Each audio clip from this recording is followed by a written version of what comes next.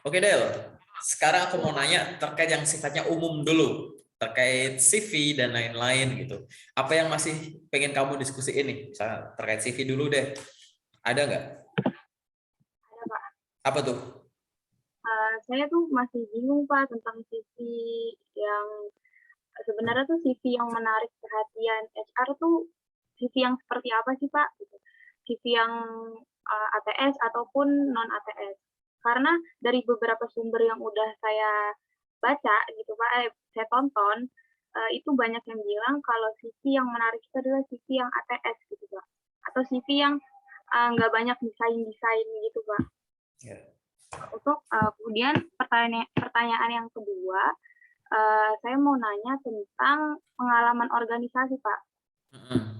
Jadi kan selama saya kuliah, saya uh, nggak mengikuti organisasi seperti BEM dan HIMA gitu, Pak. Tetapi saya mengikuti organisasi yang ada di RW, seperti Karang Taruna gitu. Nah, jadi tuh organisasi yang seperti itu boleh dicantumkan ke dalam CV kita atau enggak ya, Pak? Oke. Menarik sekali pertanyaannya, khususnya pertanyaan nomor 2 gitu. Karena kamu penanya pertama pertanyaan nomor 2 gitu ya, ke arah sana. Gitu. Oke, aku jawab dulu yang general dulu. CV yang menarik itu gimana sih? CV yang menarik itu adalah yang simple dan mempermudah pembaca dan informatif gitu. Yang baca enak, nyari informasinya gampang gitu. Dan informasi yang ditulis itu ya yang inilah yang saya cari gitu. Jadi ibaratnya kalau disuruh jawab ATS sama non ATS lebih bagus yang mana? Masing-masing ada kelebihan dan kekurangan gitu ya. Gitu. Jadi pada saat kamu ingin bikin CV ATS, jadilah CV ATS seutuhnya. Jangan dibikin ATS kamu nekat kasih foto profil gitu ya ibaratnya. Itu disebut ATS enggak, disebut desain juga enggak gitu. Contoh. Jadi pahami dulu ATS tuh harus gimana sih gitu. Gitu. Udah dibikin ATS tapi maaf nih kamu bikin ATS tapi pakai bahasa Indonesia gitu. Gitu. Emang ada yang nyaranin gitu bikin ATS pakai bahasa Indonesia gitu, punya ATS harus pakai bahasa Inggris ya gitu. Ya ibaratnya kayak gitu. Ini adalah hal-hal ya yang harus kamu pahami dulu di perbedaannya antara ATS dan non ATS, oke? Nah, yang penting tuh itu dulu ya. Kamu harus hitam-hitam putih-putih, kanan-kanan kiri-kiri gitu. Udah beda dulu nih, udah paham ya bedanya. Terus yang desain juga, walaupun namanya desain, silahkan fokus sama isinya juga. Jangan bukan berarti desain itu kamu berfokus sama desainnya. Kesalahan orang yang biasanya di desain itu apa sih? Biasanya tuh kesalahan di desain itu satu, kamu mengejar halamannya. Nggak tahu teorinya dari mana, ada yang tanya, mungkin lihat video yang lain lah nanti gitu ya. Kak, katanya CV itu harus 1 halaman ya gitu. Ini dari mana gitu? Gitu. Nggak ada gitu. Dan pertanyaan ini biasanya ditanyakan sama teman-teman yang membahas CV desain gitu.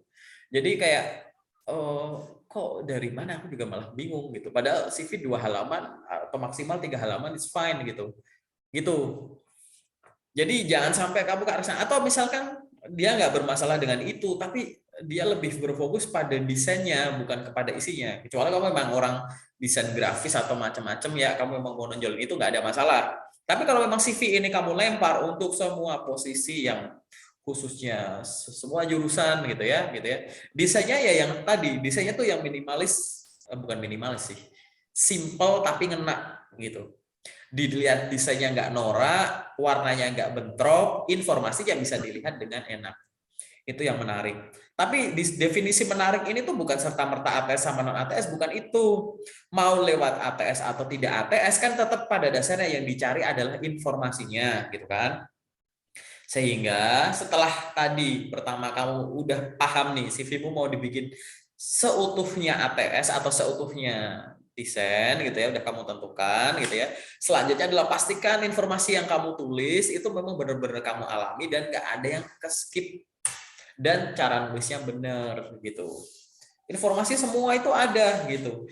Informasi ya semua informasi pribadi, pengalaman kerja, organisasi, kepanitiaan, prestasi, skill, referensi misalkan kalau nggak misalkan kamu ada seminar-seminar yang kamu ikutin gitu-gitu. Silahkan masukkan gitu.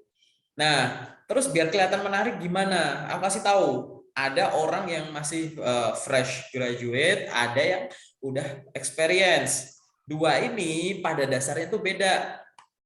seorang lulusan baru ya yang dinilai dari CV-nya adalah keseimbangan ya antara prestasi akademis gitu ya sama prestasi non akademis. Seolah-olah tuh kamu mau pamer. Ini loh pendidikan saya lulusan ini dengan nilai kelulusan sekian. Tapi selain saya memiliki prestasi, itu kan prestasi ya, lulus dengan IPK sekian, lulus dengan nilai ujian nasional sekian, itu kan prestasi ya, gitu.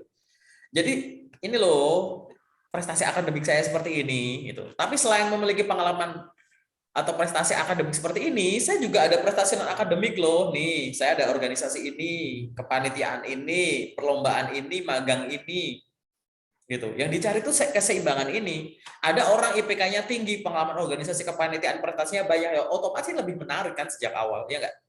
Ini kamu ngomong menariknya dulu loh, gitu. Yang dicari itu makin imbang, ini makin bagus. Tapi ini kehidupan, nggak semuanya kondisi orang ini ideal. Tapi kamu harus ingat proses rekrutmen itu bukan sesuatu yang kayak strict gitu. Kamu akan menemui beberapa kelonggaran di dalamnya. Contoh misalkan gitu ya. Ini ada orang IPK-nya sih nggak terlalu tinggi amat, tapi organisasinya banyak gitu. Itu pengalamannya di luar banyak. Ya ini nggak masalah gitu. Atau misalkan ini orang IPK-nya biasa aja. Oh, tapi selama kuliah ternyata dia sambil kerja loh. Jadi pengalaman kerja loh, bla bla bla gitu. Kerasa ya akan nilai gimana. Atau sebaliknya ini nilainya tinggi banget. Organisasi nggak ada, kepanitiaan nggak ada. Ini ada sih pengalaman organisasi kepanitiaan, tapi waktu SMA, SMP ditulis. Nah, waktu kuliah dia ngapain aja. IPK-nya juga, tapi tinggi banget. Nah, ini gimana itu? Ini loh yang nanti akan dinilai. Karena ini kan boulder nih, ini kan SS gitu ya. Ini yang di atas permukaan, ini adalah yang kamu ungkapkan. Biasa ya, teori keseimbangan S ya gitu ya. Permukaan air, ini ada es dicelupin gitu ya.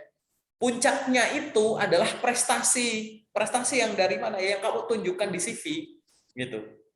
Tapi kita sebagai perusahaan yang diawali sebagai dari jembatan kita, which is recruiter kita, dia tidak hanya melihat puncak S-nya, tapi bawahnya apa potensi gitu. Ada yang sifatnya di sini ya.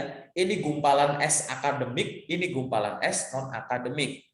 Gumpalan S akademik itu terdiri dari bawahnya loh, potensi akademik sampai dengan prestasi akademiknya dia gitu. Ini juga ada potensi non akademik sama prestasi non akademik.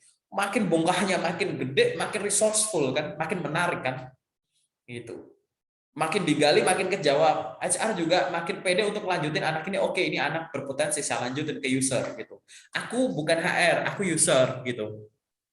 Saat udah ada anak dilempar ke aku, ya aku pikir adalah ini anak potensinya oke, dan dari screening terkait dengan teknis dia paham lah untuk posisi yang nanti dia bakal kerja sama aku, karena user itu biasanya dia akan jadi pimpinan langsung atau pimpinan yang naiknya lagi gitu, kadang bisa supervisornya, bisa manajernya gitu ya, gitu yang ibaratnya kamu bakal jadi satu tim sama aku gitu.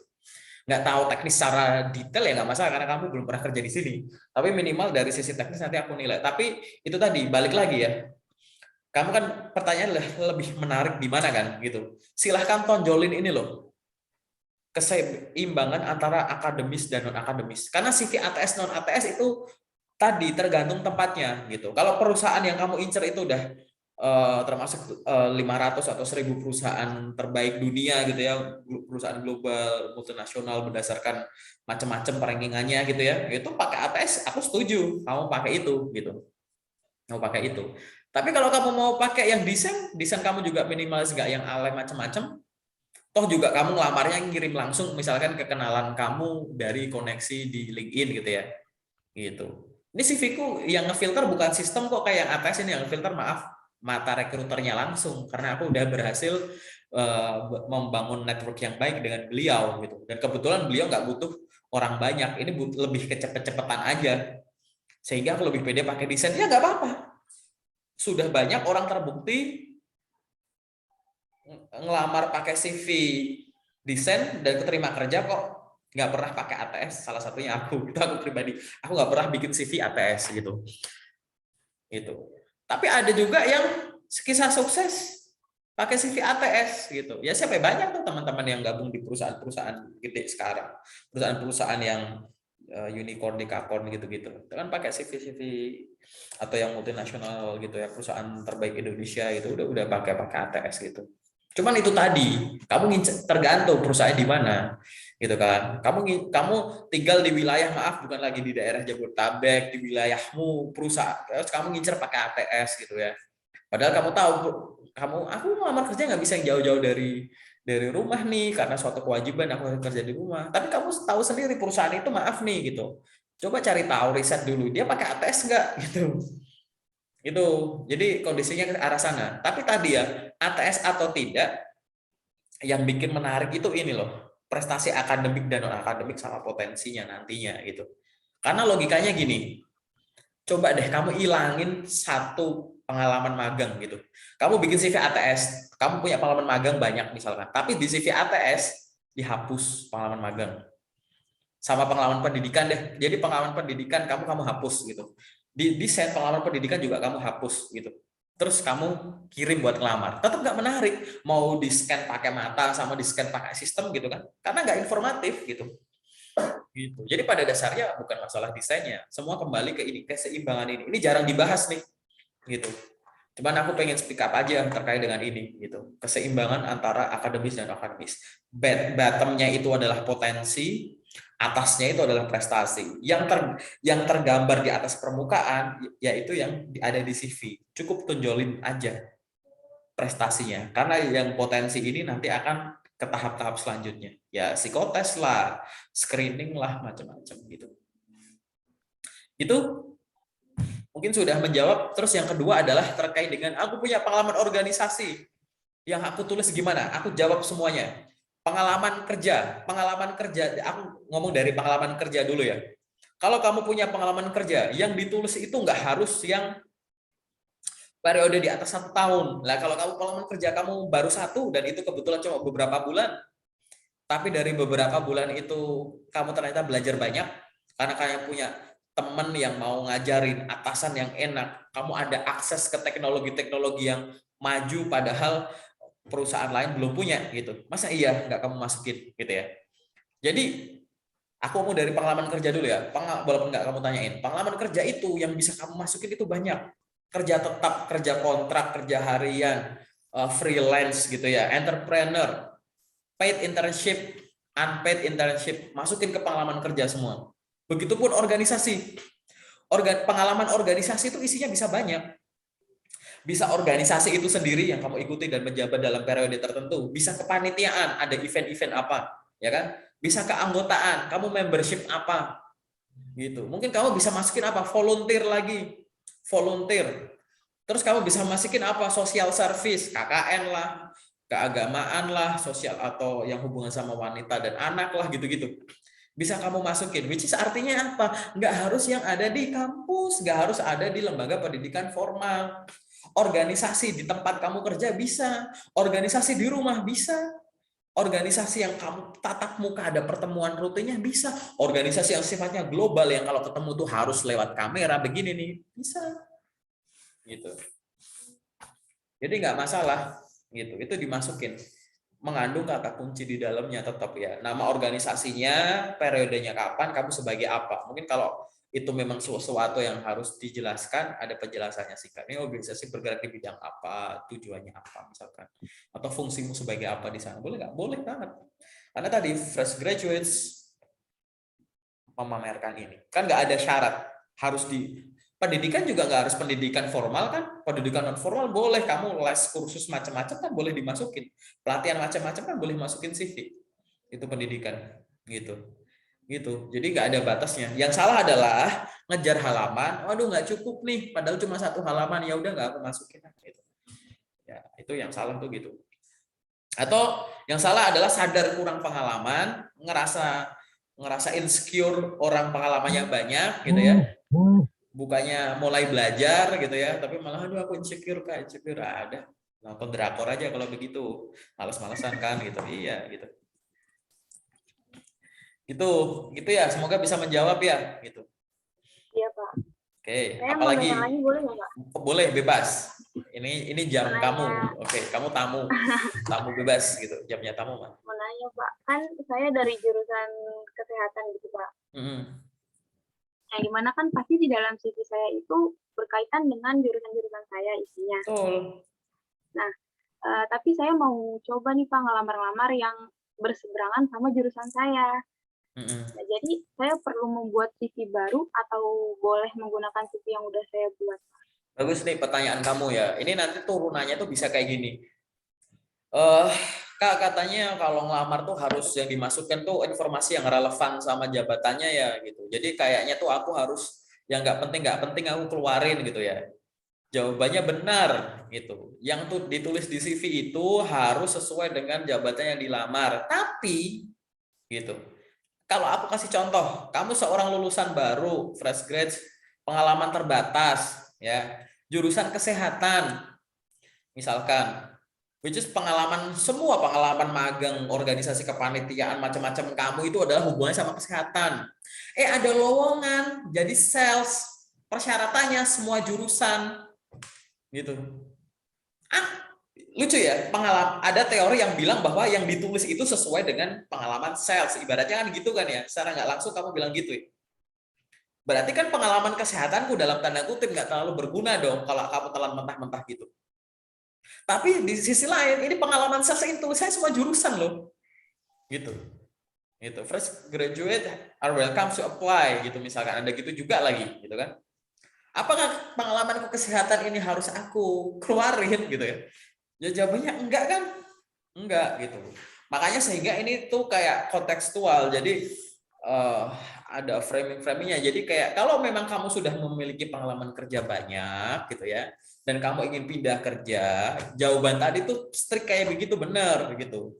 Bahwa pada saat kamu ingin melamar ke pekerjaan selanjutnya, tolong yang kurang relevan silahkan dilepas. Boleh nggak? Boleh. Kenapa? Karena dengan ini dilepas, ada yang gantiin gitu loh. Tapi kan kalau kamu belum ada yang gantiin, ini dilepas, terus kamu kosongan gitu. Lebih milih CV kamu 1 halaman kurang informatif daripada 2 halaman tapi kamu takut nggak relevan gitu. Paham ya logikanya ya? Ini aku ngomong logikanya dulu. Sehingga kalau balik ke pertanyaan kamu adalah apakah saya boleh selama tulisnya semua jurusan lamar gitu. Fungsi kamu itu hanya untuk gini, menunjukkan ya, ini akademik sama non akademiknya dulu. Sementara ini loh aku bilang. Itu sudah tertulis dulu, yang gunung es di atas ini udah tertulis dulu. Nah, nanti di belakang karena sekarang kamu sadar bagus, oh ternyata aku tuh nggak cuma nyari di bidangku doang ya, gitu. Tapi kira-kira di luar bidangku yang paling sering aku lamar apa sih? Top 3-nya apa sih misalkan? Atau top 5-nya apa sih yang bisa aku lamar? Oh ini admin, oh ini sekretaris, oh ini sales. Ilmu-ilmu apa ya dari ilmu-ilmu di luar bidangku ini ya, kemampuan dasar apa yang harus dimiliki ya, oh ini itu, di mana aku bisa nyari itu ya, oh di sini sini sini, sehingga sambil kamu ngelamar pakai kemampuan kamu yang ada itu, kamu juga belajar. Jadi kesibukan kamu selama ngelamar kerja nggak cuma sibuk ngelamar kerja, apa kesibukanku sekarang ngelamar kerja, bukan itu yang ditanya gitu ya. Sambil ngelamar kamu tuh ngapain gitu. Oh saya ngurusin ponakan, saya bantu-bantu orang tua, yaitu oh sangat mulia, tapi bukan itu yang kita cari. Gitu. Resourceful kamu nggak dilihat dari situ gitu. Yang artinya apa? Kamu sadar bahwa tadi gitu ya, saya butuh ilmu lain dan kamu belajar. Kamu target dirimu sendiri kayak aku harus segera update CV-ku ini nih. Nggak bisa nih aku kelamaan ngelamar pakai CV ini doang nggak aku update. Update tuh nggak harus tadi ya dilepas terus diganti apa ya gitu. Karena tadi aku balikin lagi gitu. Aku beberapa kali aku ngelihat orang menjelaskan gitu ya secara tertulis di postingan LinkedIn, tapi aku nggak mau terlibat di dalamnya gitu karena daripada aku debat kusir di situ gitu.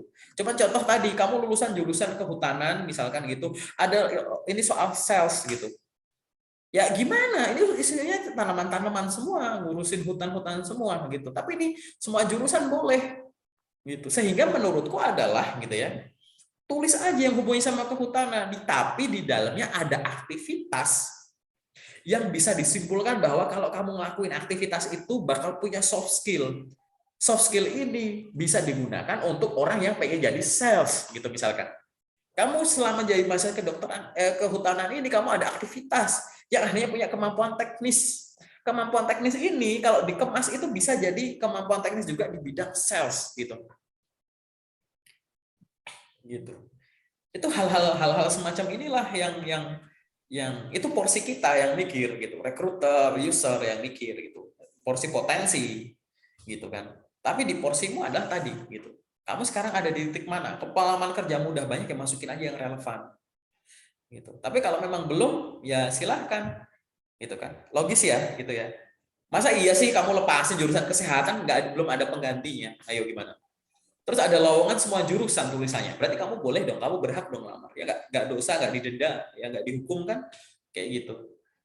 Masa iya sih nggak diganti kayak gitu. Jadi kontekstual ya, paham ya logikanya ke arah mana ya gitu. Kondisi orang tuh berubah-ubah beda-beda gitu. Ini buat siapapun ya teman-teman yang nanti juga nonton kondisinya seperti itu ya gitu. Jadi jangan telan mentah-mentah bahwa harus sesuai, ada yang relevan.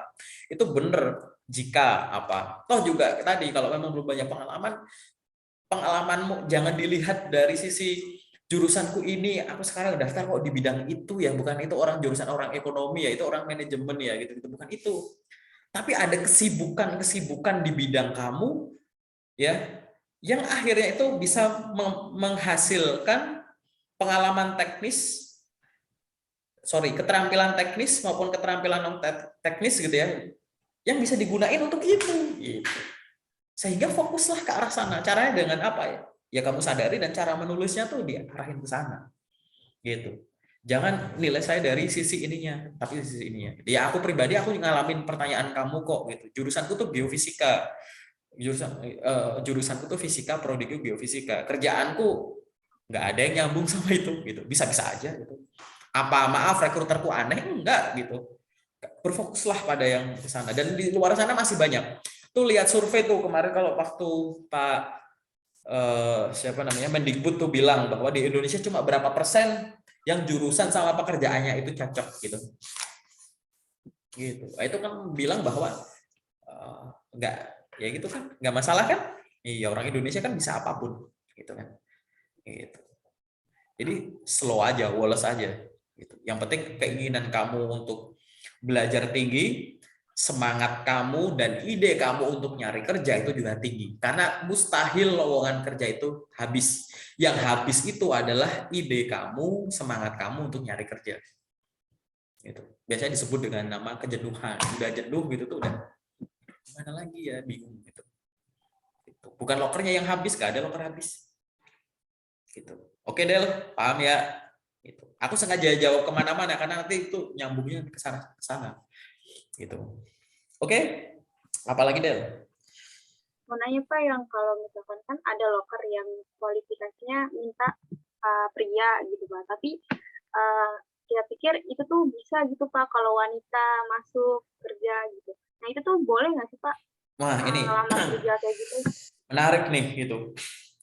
Ini aku jawab yang general dulu ya gitu. Biasanya itu ditulis gender, kalau udah ditulis spesifik gender seperti itu, memang bagusnya sesuai gendernya saja gitu.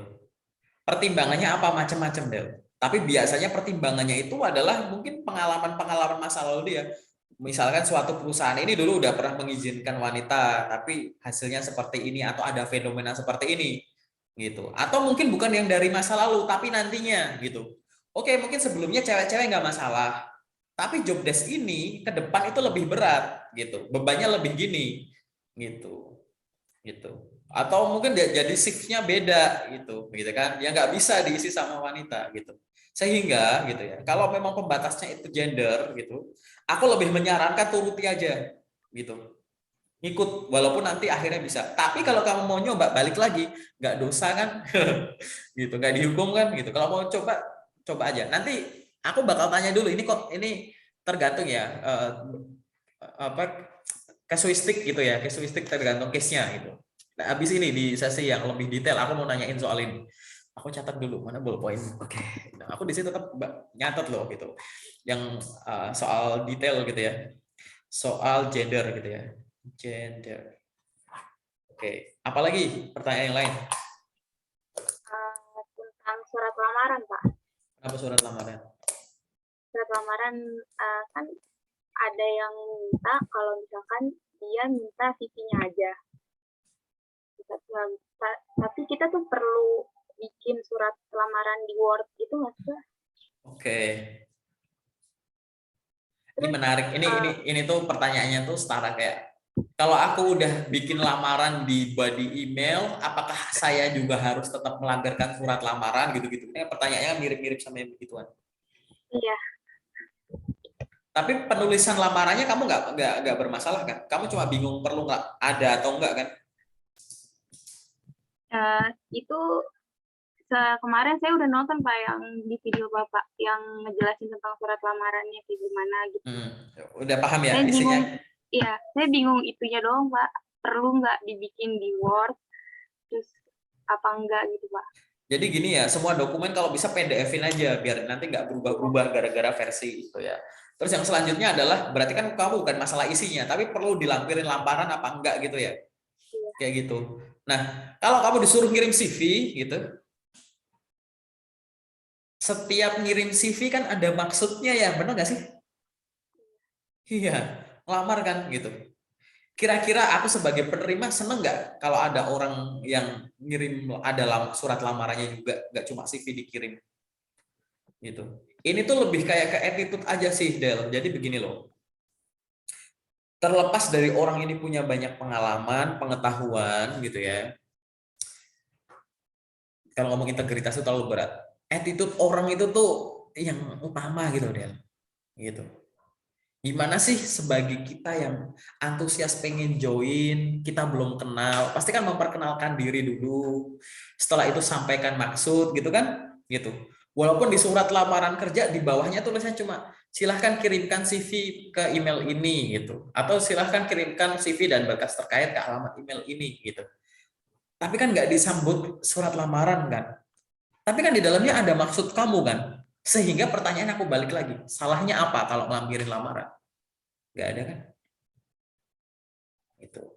Karena nanti turunannya banyak itu turunannya banyak. Jadi kayak menimbulkan kesan gitu-gitu.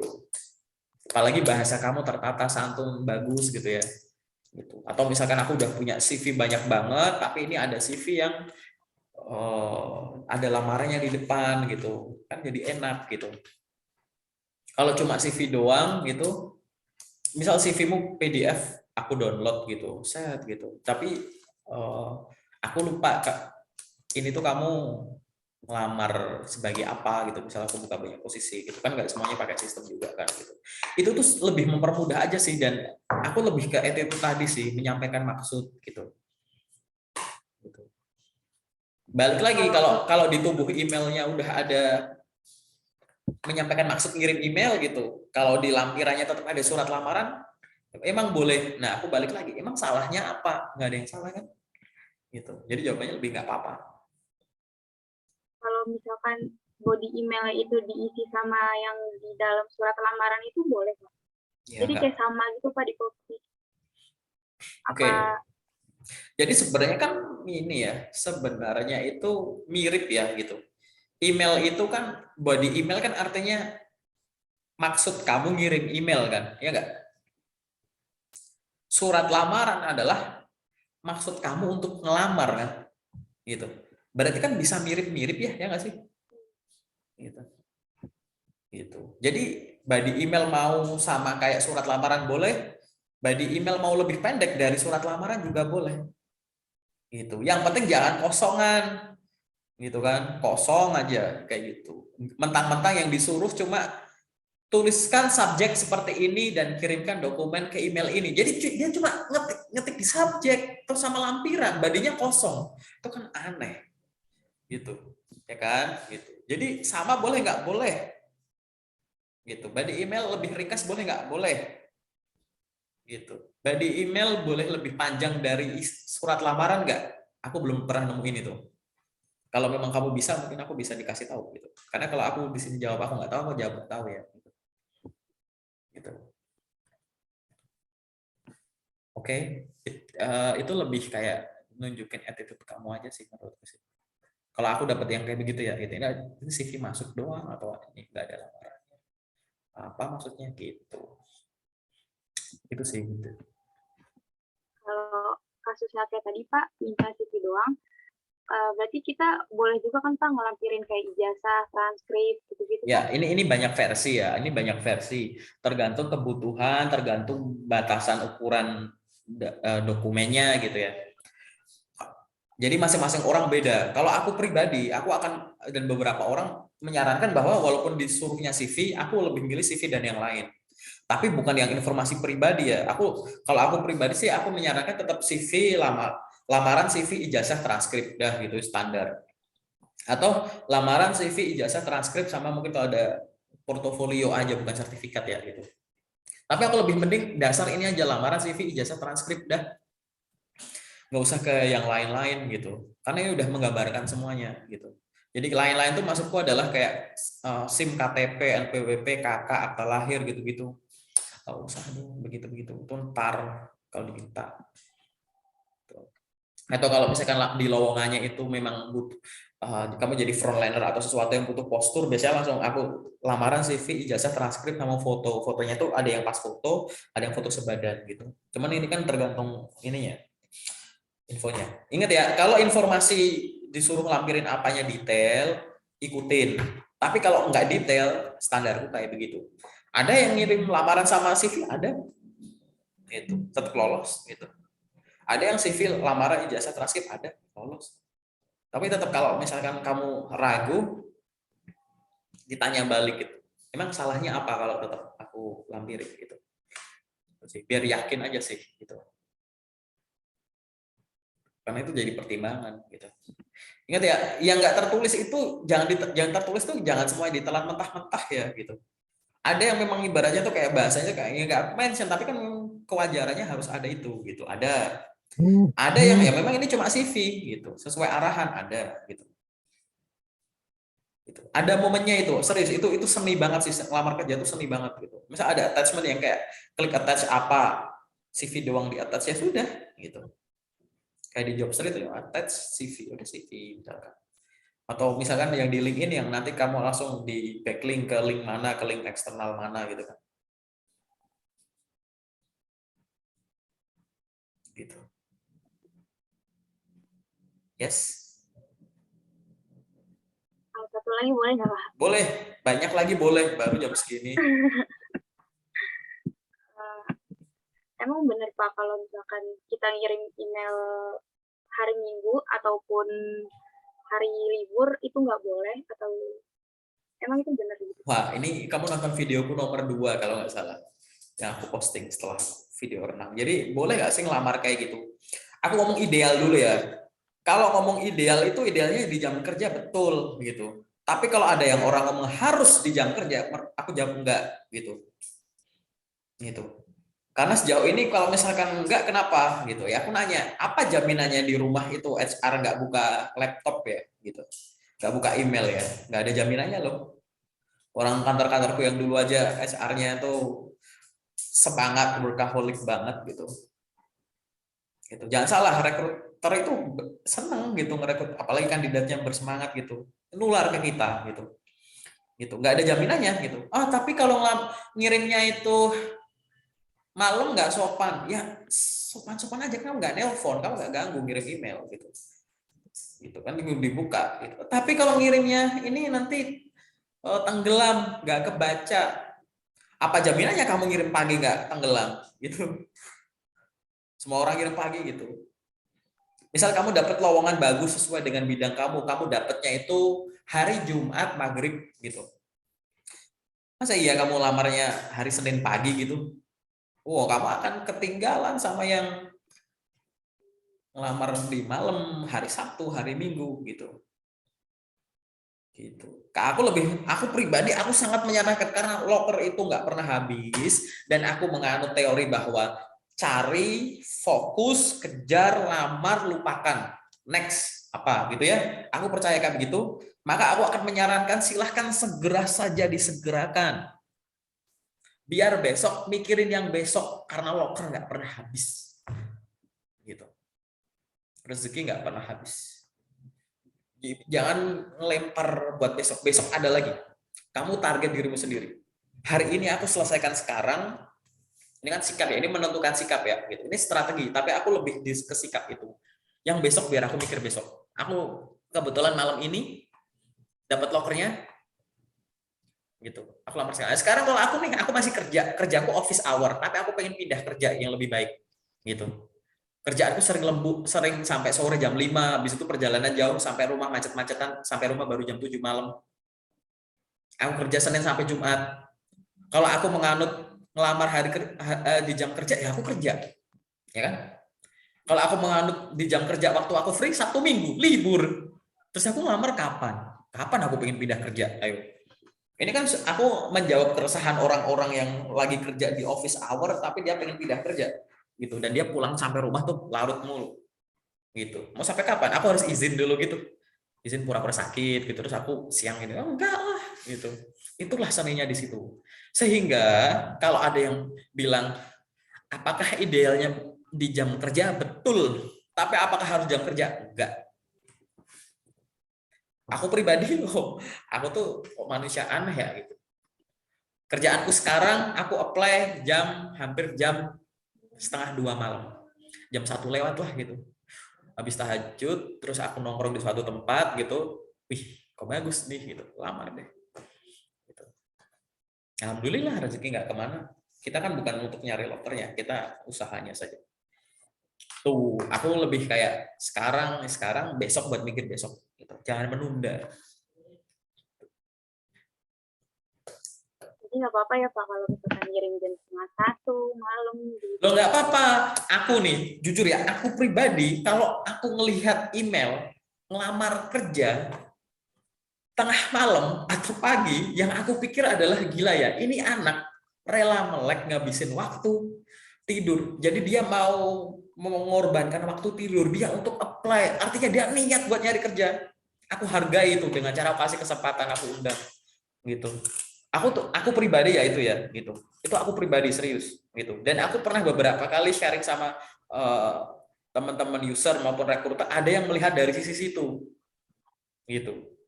Di saat orang masih tidur kamu udah melek gitu.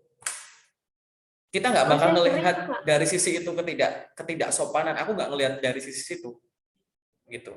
Atau misalkan kamu ngelamar kerja di luar negeri gitu ya, kamu mau di jam kerja kamu di sana tuh udah belahan waktu yang lain loh gitu, belahan bumi yang lain udah waktu. Kamu ngelamar di sini siang gitu, terus di sana sampai sana malam gitu, ya nggak gitu kan, nggak masalah kan gitu. Iyalah, orang globalisasi itu kayak gitu gitu, jadi nggak masalah gitu. Saya seringnya ini Pak, saya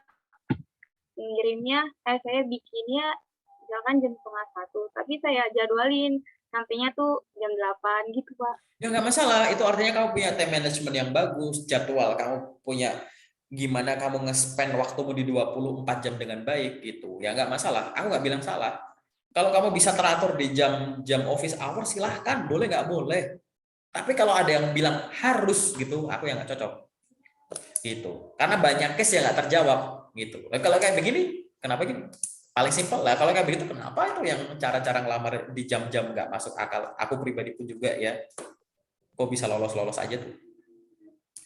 Gitu. Karena fokus kembali lagi gitu ya, timing lamar kerja itu bukan segalanya gitu. Udah gitu. Ada waktu ideal betul, tapi kalau itu adalah waktu, harus tidak. Ingat ya, rekrutmen itu, aku selalu ulang-ulang ini. Rekrutmen itu memang ya didesain itu agar sistematis, ada alurnya gitu.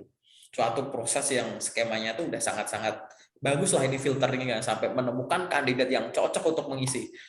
Kandidat dicari karakter yang paling bagus gitu ya, dan ini tuh ada requirement yang klop gitu. Tapi di dalamnya kamu pasti akan menemukan suatu kelonggaran gitu. Ada fleksibilitas juga di dalamnya gitu. Jadi woles aja. Yang penting semangat. Gitu. Apalagi tuh? Ada lagi nggak yang sifatnya general kamu masih bingungin? Bapak mungkin cukup. Oke, sekarang aku mau jelasin yang ke sifatnya detail ya. Oke. Tunggu bentar.